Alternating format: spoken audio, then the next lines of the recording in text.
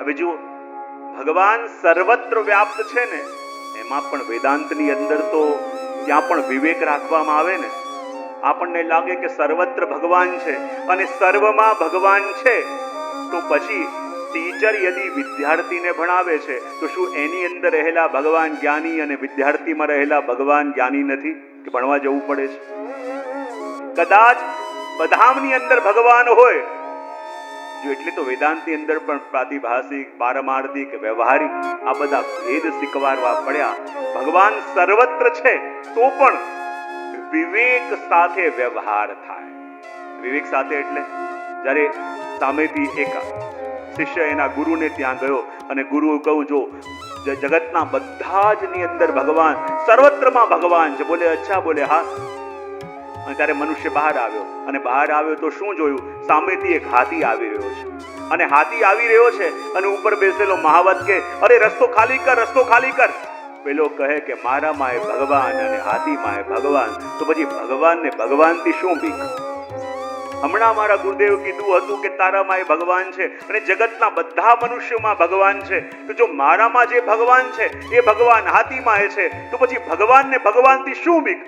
પેલો મહાવત કે અરે બાજુમાં જા, બાજુમાં જા. પેલો ન ગયો અને હાથીએ સૂંઢમાં લઈને એવો પછાડ્યો, ચક્કર આવી ગયા અને સીધો ઝઘડો કરવા ગયો ગુરુ પાસે અને કહે આપે મને કઈ રવાડે ચડાવી દીધો? બોલે શું? આપે મને કહ્યું કે બધામાં ભગવાન છે અને હું જ્યારે રસ્તામાં ચાલતો હતો સામેથી હાથી આવતો હતો, એ મહાવતે મને કેટલું કીધું કે બાજુમાં જા, બાજુમાં જા, પણ મેં કહું મારા ગુરુએ કીધું હતું કે બધામાં ભગવાન, એટલે મારામાં ભગવાન ને પેલા હાથીમાં ભગવાન, તો ભગવાન ને ભગવાનથી શું બીક? હું ન હટ્યો અને હાથીએ મને સૂંઢમાં લઈને એવો પછાડ્યો કે મને ચક્કર આવી ગયા.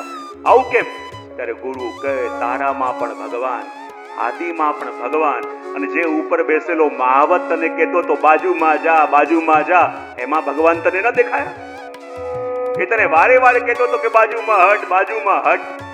તો આ જગતની અંદર જ્યારે વ્યવહાર કરીએ તો એ વ્યવહારની અંદર પણ વિવેક આવવો જાય અને એ વિવેક લાવવો બહુ મુશ્કેલ છે.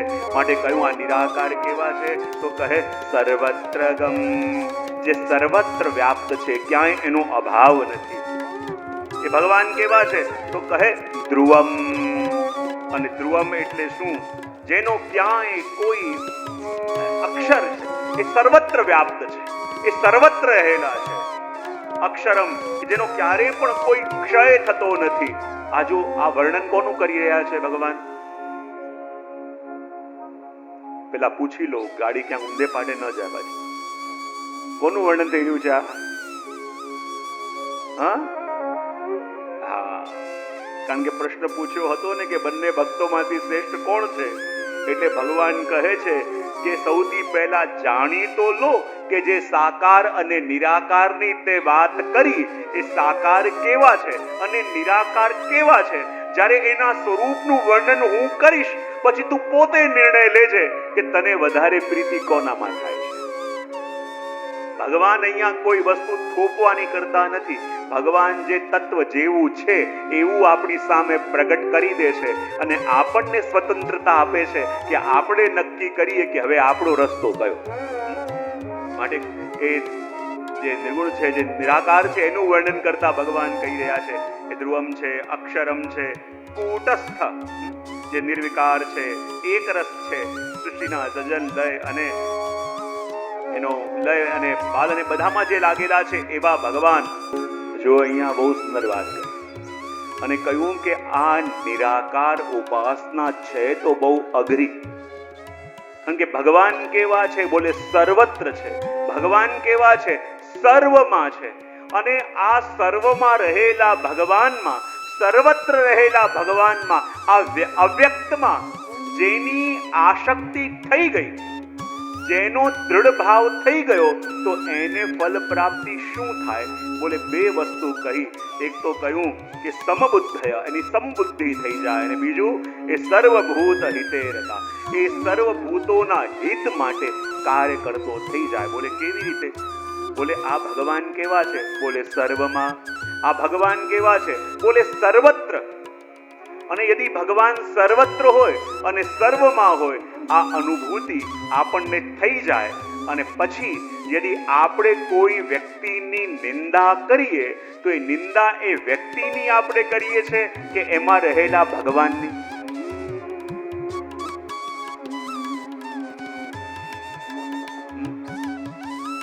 यदि સર્વમાં પ્રભુ છે, સર્વત્ર પ્રભુ છે, એ અનુભૂતિ જેને થવા લાગે તો પછી એની બુદ્ધિ સમબુદ્ધિ થઈ જાય, અને સમબુદ્ધિ થઈ ગઈ એટલે ન કોઈની સાથે રાગ રહે, ન કોઈની સાથે દ્વેષ રહે. બોલે કેમ? કારણ કે દરેક જગ્યાએ ભગવાન છે, દરેકમાં ભગવાન છે. આ અનુભૂતિ જેને થઈ ગઈ તો પછી આપણે એ વખતે કોઈ મનુષ્યની નિંદા કરીએ તો એ નિંદા મનુષ્યની કરીએ છે કે એના અંદર રહેલા પરમાત્માની? હા, તમે કોઈને પછી પીડા આપો છો તો એ પીડા એ મનુષ્યને આપો છો કે એના અંદર રહેલા પ્રભુને આપો છો? અહીંયા ભગવાન કહે છે કે સૌથી મોટી સમસ્યા નિરાકારની ઉપાસનામાં એ છે કે મનુષ્યોના અંદરથી સૌથી પહેલા દેહ ભાવ મટવો અસંભવ છે, ખૂબ મુશ્કેલ છે. અને દેહ ભાવ મટવો અસંભવ છે એટલે દેહ ભાવ મટવો મુશ્કેલ છે એટલે કોઈ એમ જ કહેતું હોય કે હું તો બ્રહ્મના સ્વરૂપમાં લીન થઈ ગયો છું, મને બ્રહ્મની અનુભૂતિ થઈ ગઈ છે, હવે હું દેહ નથી, હવે હું આત્મા છું, એ અનુભવ મને થવા લાગ્યો છે. અને કોઈક તમારા વિશે એમ કહે કે આ માણસ સાવ નકામો છે, અને તમે સાંભળો તો તમને શું થાય? રાજી થાઓ, ગુસ્સો આવે, દુખી થાઓ, 3 ઓપ્શન તમારી પાસે છે. હા, તમે ભલે એમ કહેતા હો કે હું દેહ નથી, હું તો આત્મા છું, હું દેહ નથી, હું આત્મા છું, એ અનુભૂતિ મને થઈ ગઈ છે, પણ કોઈ તમને આંગળી ચીંધીને એમ કહે કે આ માણસ સાવ નકામો છે, અને તમે સાંભળી જાઓ, અને તમે સાંભળી જાઓ. હમણાં સુધી કહેતા હતા કે હું દેહ નથી, હું તો આત્મા છું, તો એણે જે અપશબ્દો કયા એ આત્માને કયા કે આ દેહને કયા? હા, જરા ભાવથી બોલો તો ખરા. અને તમે કોણ છો? હા, પણ એણે શબ્દો કયા દેહ માટે, પણ ખોટું કોને લાગ્યું? કેમ લાગ્યું?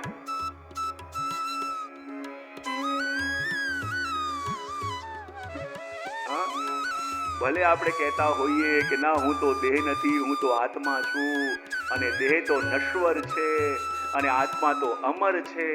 અને જેવી રીતે એક માણસ એના નવા વસ્ત્ર પહેરે અને જૂના વસ્ત્ર કાઢી દે, એવી રીતે આત્મા નવા દેહરૂપી વસ્ત્ર પહેરે છે, જૂના કાઢી દે છે. એમ વારે વારે કહીએ તો પણ દેહ ભાવ મટવો બહુ અઘરો છે.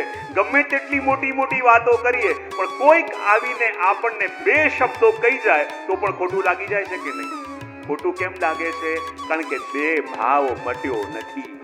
ભલે મોટી મોટી વાતો કરીએ છે કે હું તો આત્મા છું ને એમ છું ને તેમ છું, પણ જ્યારે જ્યારે કોઈ આવીને ખરાબ શબ્દો કહે છે તો એ આપણી આત્માને નહીં, આપણા શરીરને કહે છે. અને શરીરને કહે છે તો પણ એને આપણે આપણા પર્સનલ અપમાન માનીએ છીએ કે નહીં?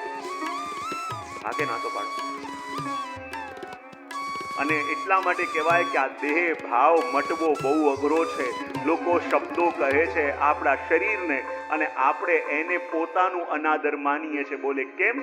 ગમે તે મોટી મોટી વાતો કરતો હોય ને કે ના હવે તો હું બ્રહ્મ ભાવમાં સ્થિર છું, મારી અંદર દેહ ભાવ રહ્યો નથી, હું તો આત્મા છું, એવી મોટી મોટી વાતો કરે, એને પણ કોઈ 2 શબ્દો બોલે અને સાંભળી જાય ને તો એને આખી રાત નિંદર ના આવે. બોલે મોટી મોટી વાતો કરી એટલે બધાની આગળ તો એની સાથે ઝઘડો ન કરાય, પણ રાતે એને ચેન ના પડે કે મને આવું કહી જાય, મને આવું કહી જાય, અને મને આવું કહી જાય, મને આવું કહી જાય, એનો મતલબ એમ કે હજી દેહ ભાવ ગયો